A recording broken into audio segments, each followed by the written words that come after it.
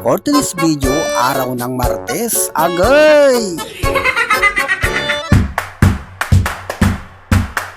Araw ng Martes, araw ng trabaho mga kaaro. Gaya nga ng ibang video ko ay panakita ko na kung ano ang aking trabaho dito kaaro. Ako po ay isang dakilang construction boy kaaro. Ang galing! Ang galing! At sa oras na ito ay nautusan kaming mag-igib ng tubig kaaro na gagamitin namin sa aming trabaho kaaro. Dahil ang tubig ang isa sa pangunahing kailangan natin para makapagtrabaho tayo kaaro. At syempre nandyan din ang aking mga pangmalakasang katrabaho kaaro. At para mapuno namin ang isang drum na yan, ay syempre kailangan kaming magtulong-tulong kaaro. Agay! Uy, sana all! Uy!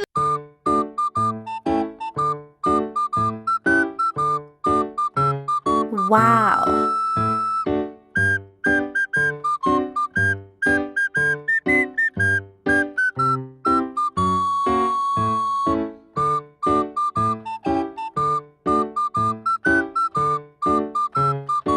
At pagsapit ng break time kaaro ay naisipan ng aking mga kasama na maghanap ng kabuti. Dahil dito sa probinsya kadalasang tumutubo ang kabuti tuwing tag-ulan na kaaro. At pagdating namin dun sa aming pupuntahan kaaro ay nakakita na kami ng isang kabuti kaaro. Oh yes!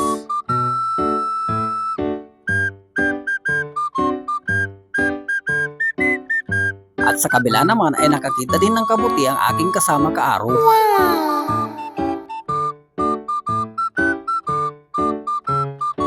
At syempre tuwang-tuwa kami kaaro dahil nakapagtrabaho na nga kami at may sasahudi na kami, nakalibre pa kami ng aming uulamin para mamaya kaaro. Kaya nang sabi ko kaaro, kailangan natin ng diskarte para tayo ay makalibre dito sa probinsya kaaro.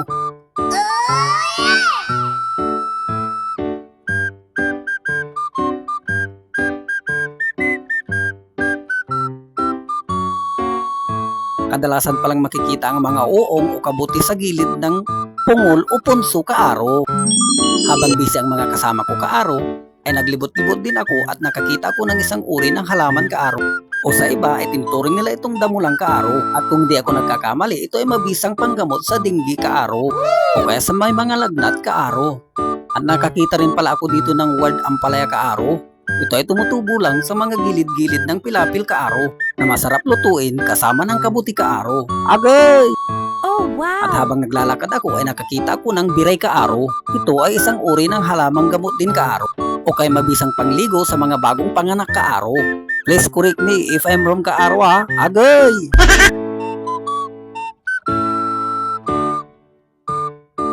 At sa kabilang banda naman kaaro ay tinignan ko yung nakita kong bagbag kong kaaro. Ito rin ay masarap na gulay kaaro. At naipakita ko na rin ito sa ibang video ko kaaro. Pero sa ngayon dahil wala pa siyang bulaklak o bunga kaaro, ay babalikan na lang natin sa ibang araw kaaro. Nang sa ganon ay makita nyo yung bulaklak niya kaaro o kaya yung kanyang mga bunga kaaro. Na tinatawag naman dito sa amin sa Pangasinan na kapas-kapas kaaro. Ganyan pala ang uri ng dahon ng bagbag kong kaaro.